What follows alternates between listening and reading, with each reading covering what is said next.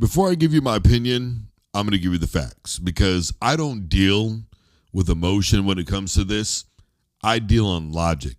And the facts are simply this. When it comes to strength of schedule, it is determined before the season even begins, which is why I don't like SOS and which is why I don't like preseason polls, because the reality is things can shift as the course of the season goes along. And I don't even agree with polls coming out before the 8th week is completed.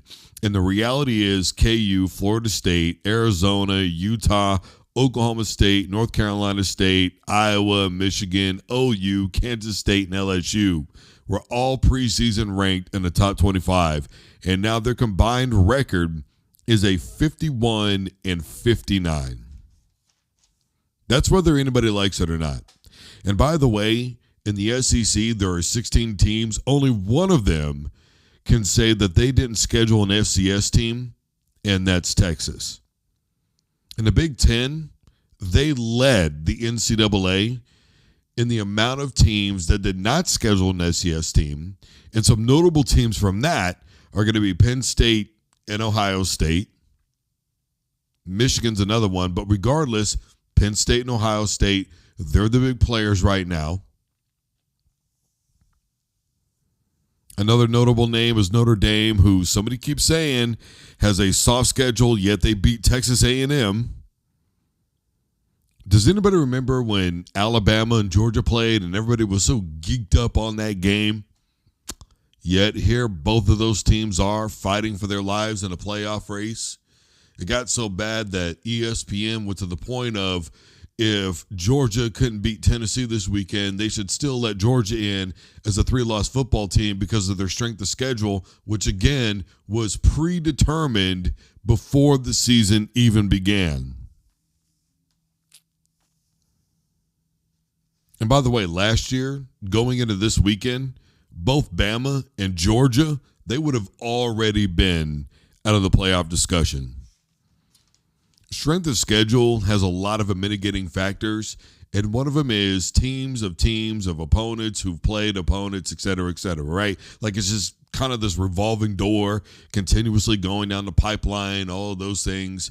And yet going into this weekend, the teams that were in the other Power 3 conferences that SEC teams had lost to were combined 21-17. And if you're being generous, you incorporate Notre Dame into that, and you go, well, they're 29-18 heading into this weekend. You see, South Carolina versus Mizzou was a hell of a football game to watch. It was really entertaining. But I'm not going to look at that game and go, well, if South Carolina only loses 3 games, they should be in discussion for the CFP. No. I just look at it and go, man, that was 2 teams who were pretty comparable to each other, who probably wouldn't do anything in the college football playoff, but damn, man, that was a hell of a football game to watch.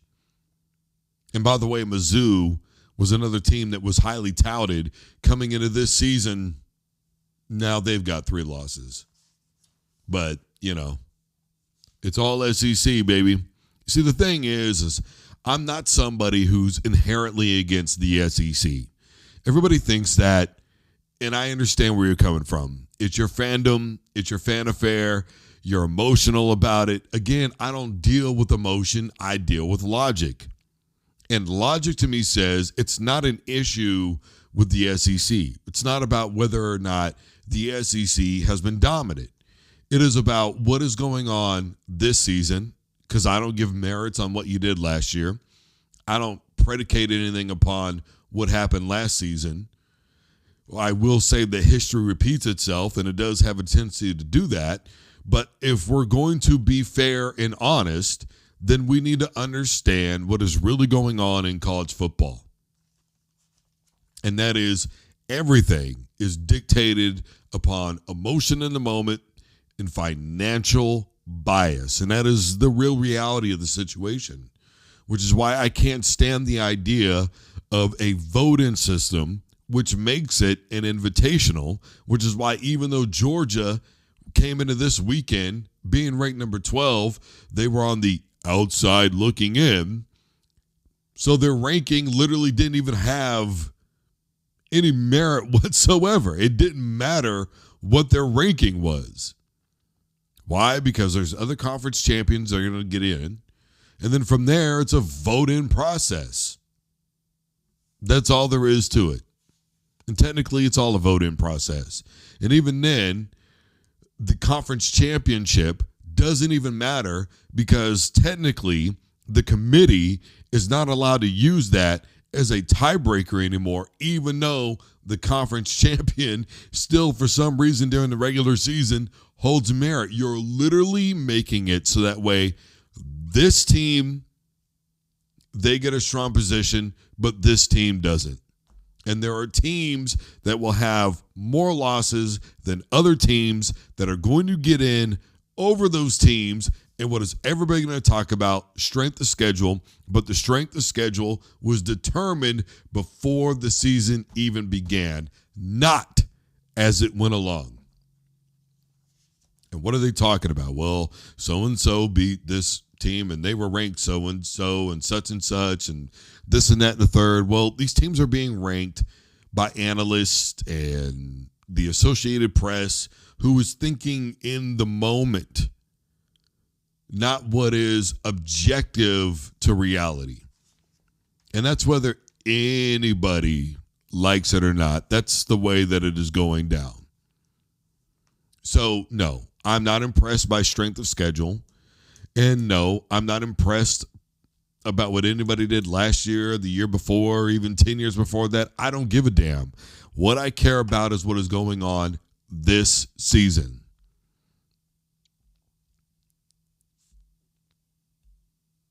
And that's all that should matter this season. I'm sorry that's a difficult concept. So many people are in my comment section going, so you're telling me that a proven team over the last X amount of years versus a team who did this year, that means they're a great team this year. Why shouldn't they get a shot? Why do you think that every SEC team should automatically get in, but the other SEC team shouldn't? Did I not just tell you that LSU was in the top 25 to start this season, and look at where they are right now? They are a 6-4 football team. Georgia's 8-2. Tennessee's 8-2. Alabama's got a couple of losses. We're not predicating upon anything but this year. And this year, things have gone the way that they have gone, whether anybody likes it or not. You can deal in emotion all you want to. But the committee, they might be dealing with it, but they shouldn't be. They should be dealing in logic. The Associated Press, the coaches poll, et cetera, they can deal in their bias, and that's fine. But that's not what should happen. They can deal in their emotion of the moment, but that's not what should happen. They can deal with what happened 20 years ago when OU was a great football team, but that shouldn't happen. If that's the case, then Nebraska should still be in the top 25 right now, but they're not. It's as simple as that.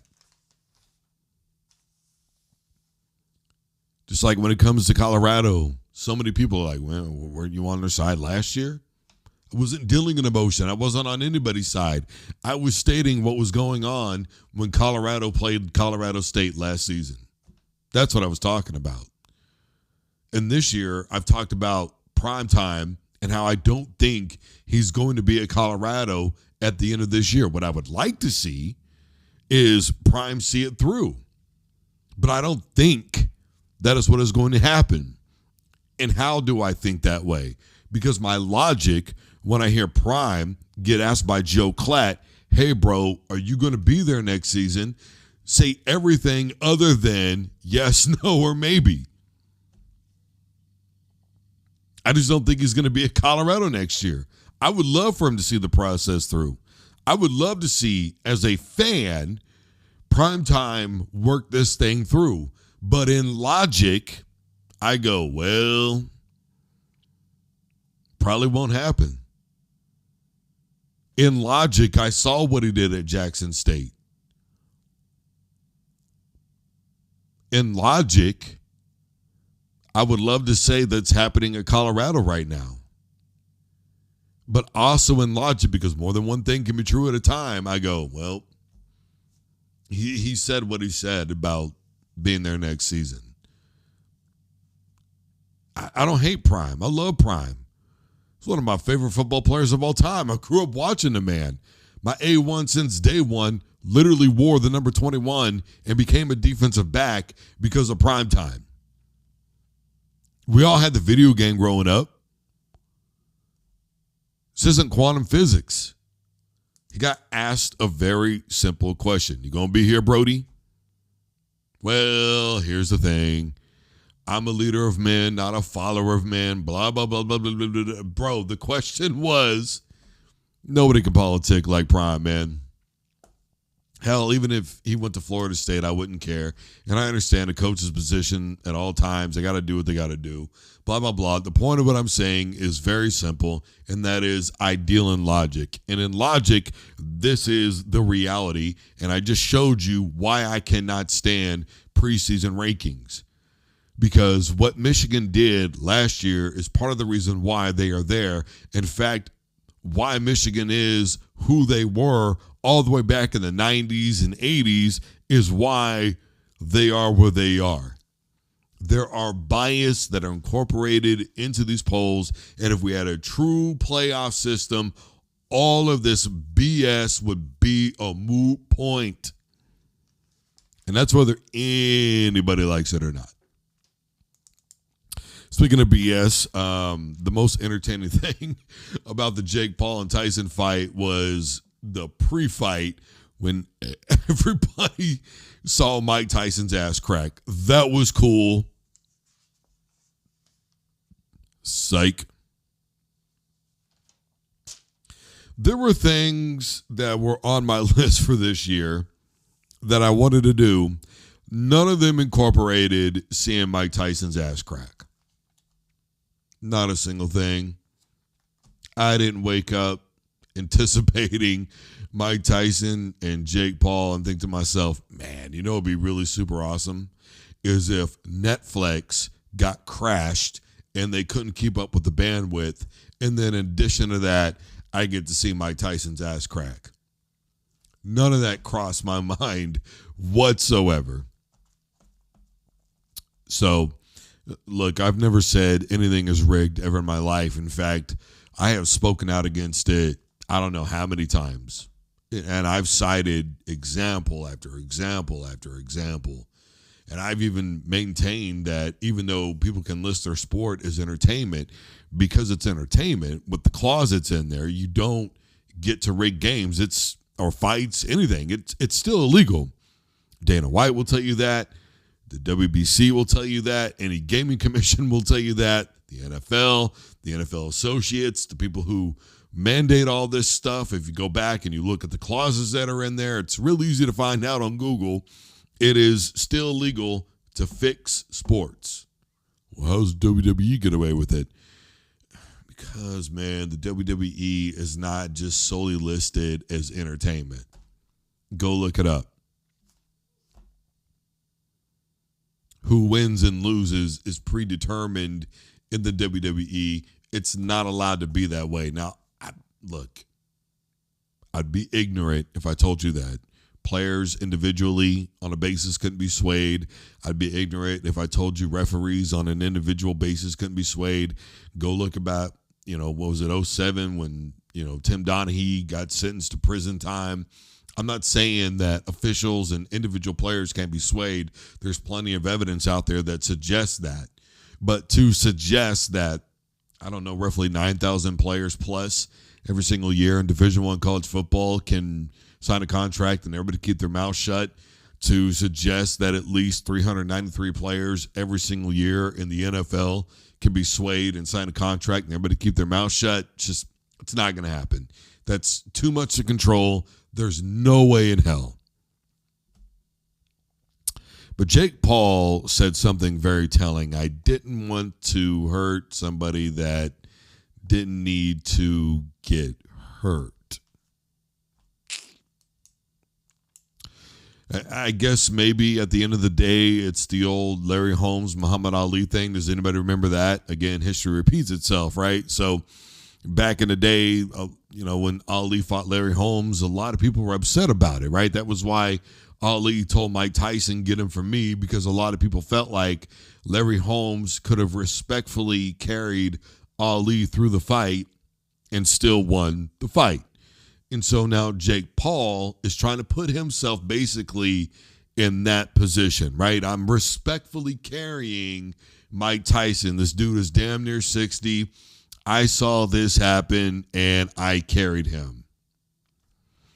How did it go from the press conference when he stepped on his toe and then Tyson slapped the living hell out of him and he hits like a bitch and I'm fucking him up, to I carried him? I mean, multiple things can be true at a time, but there's also some bullshit out there that just, it's like, really? Come on, man. Like, look, man, I'm not going to tell you that thing was rigged.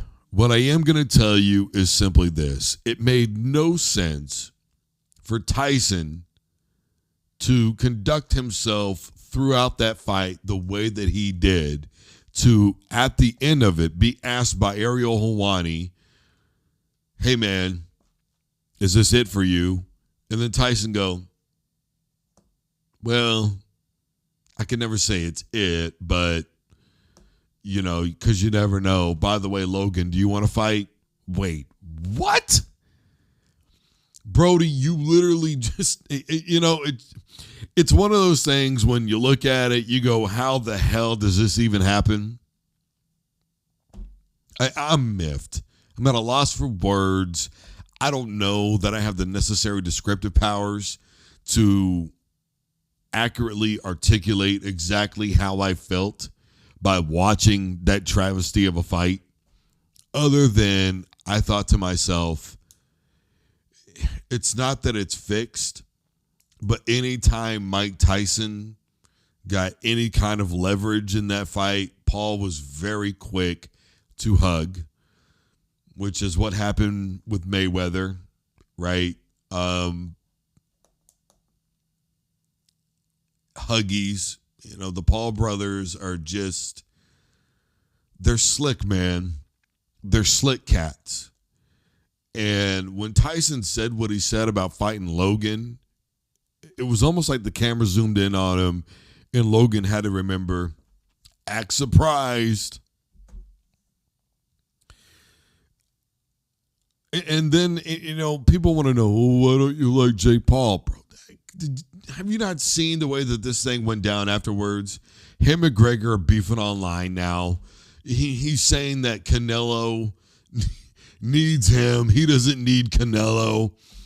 It's just, it's turned into, look, Clarissa Shields said it best. It's a circus show. And everybody bought it hook, line, and sinker, whether they wanted to admit to it or not. When I talked about that fight, before anybody else did, I said it's a no-win situation for Jake Paul, because if he loses, he lost to a damn near 60-year-old man. If he wins, he beat up on a damn near 60-year-old man. This doesn't bode well, pardon me. And, beforehand, he was talking about, well, even if I beat him, people will say you still don't have. I'm like, bro, you can't good in logic put yourself in this situation and then claim Canelo needs your money.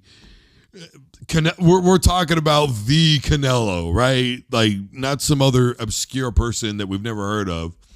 And then you can't continuously pull a troll job on other fighters. It's just kind of like, who are you going to challenge next, man? This is the same stuff that was said about Mayweather, that he never really fought many fighters in their prime. People can make money, and that's fine. Look, I will never forget one day I was covering a world championship bout, and it was the weigh-ins, and people had asked me, how come you are the way you are? And I just said, I want my respect. And a guy who had made a lot of money in the boxing business said, I'll tell you what, we'll take all your respect and divide it up. And I just said, that's funny, but you can't divide up respect, because if you lose all of your money, do you have your self-respect left? And everybody went from laughing to real silent, because at the end of the day, you can't divide up your self-respect.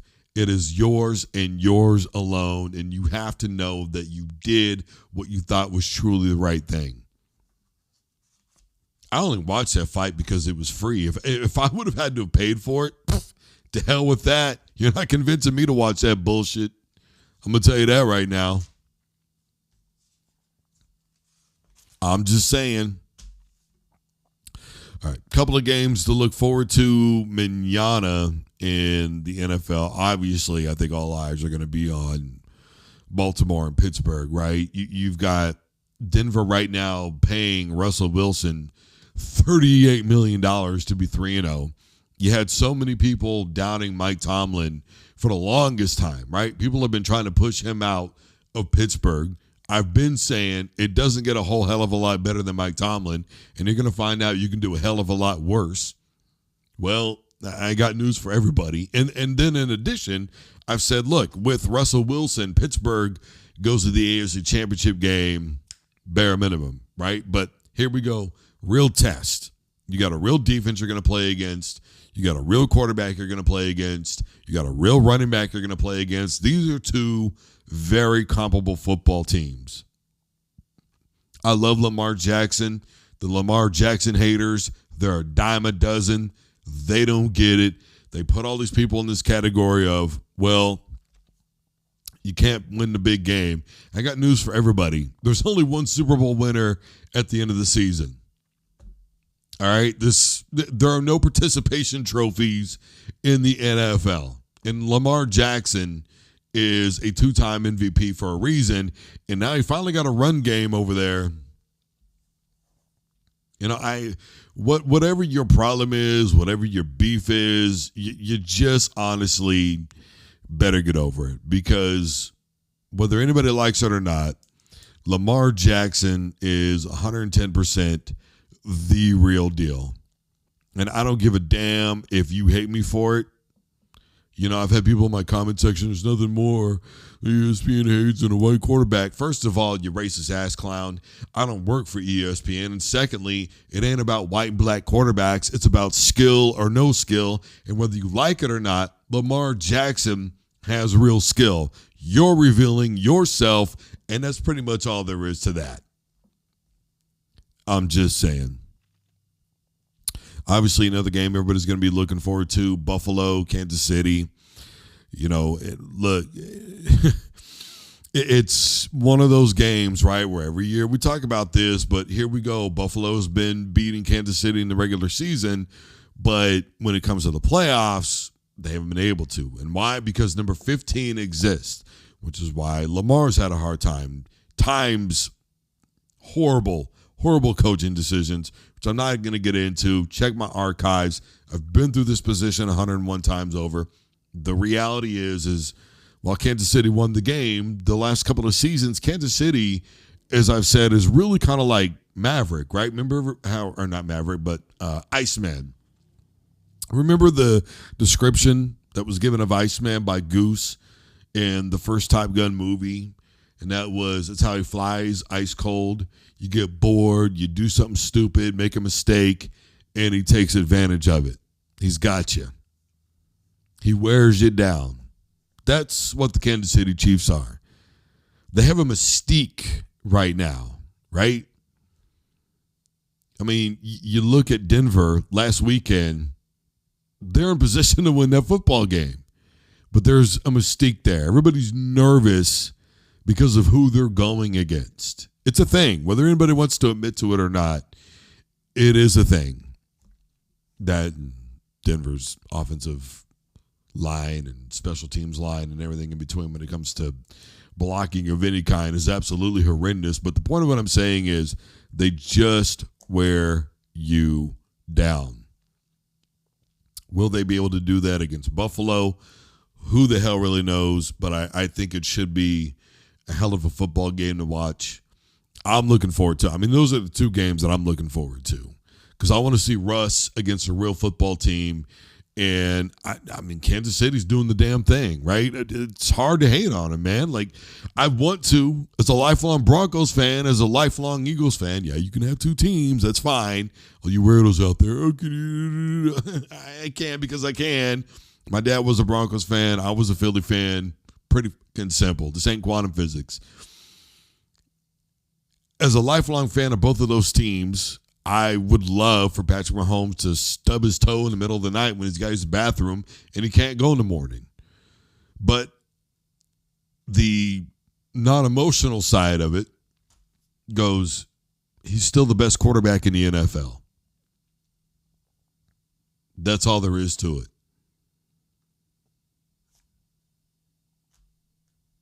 I know people want to talk Josh Allen. I know people want to say this name and that name. He keeps winning, man. It's a team effort. Again, they wear you down. And a lot of times it only takes really one good quarter by Kansas City to beat you. It's been that way for really the last 6 years. It just takes one really good quarter and they got you.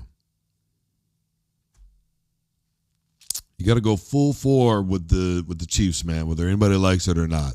It's just the way that it is. So looking forward to those games. Guys, I am Drew Duncan. Facebook, Twitter, and Instagram is all at Drew Duncan Radio. And wherever you listen to broadcast. Try to say multiple things at once. I am wherever you are listening to podcasts. Take a device to play Drew Duncan. Obviously, manana we'll be talking NFL. Didn't watch the John Jones fight tonight. Wanted to, but just I can't convince myself to pay $125 for a fight. I just can't, man. Really, I can't.